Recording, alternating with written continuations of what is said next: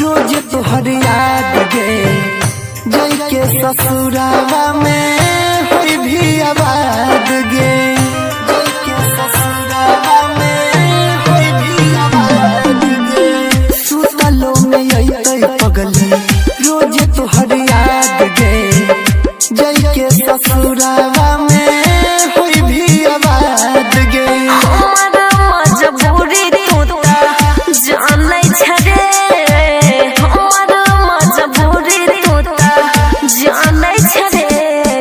video call छोरा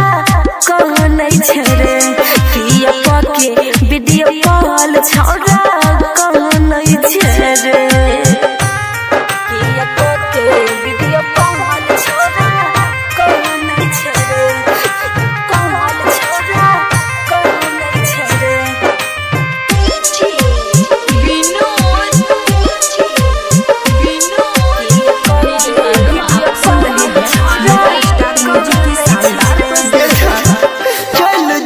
पगली जब होई जेतै भोर गे केतनो रोकी नहीं रुकै आँखिया सलोर गे नहीं छै कोनो कसूर रे छियौ हमे मजबूर रे केतनो कहै छियौ ने मानै छै रे केतनो कहै छियौ ने मानै छै रे किया के वीडियो कॉल छोरा कौन छै रे किया के वीडियो कॉल छोरा कौन छै रे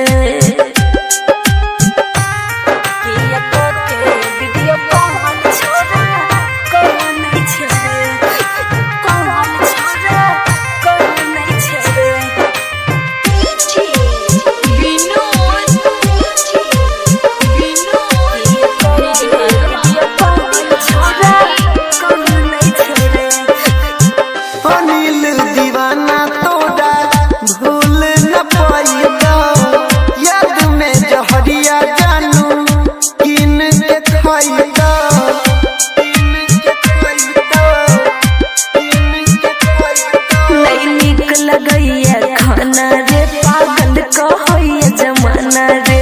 सुने परवीन किए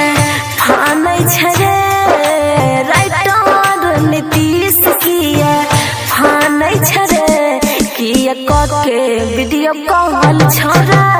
कौन छै रे किया के वीडियो कॉल छोरा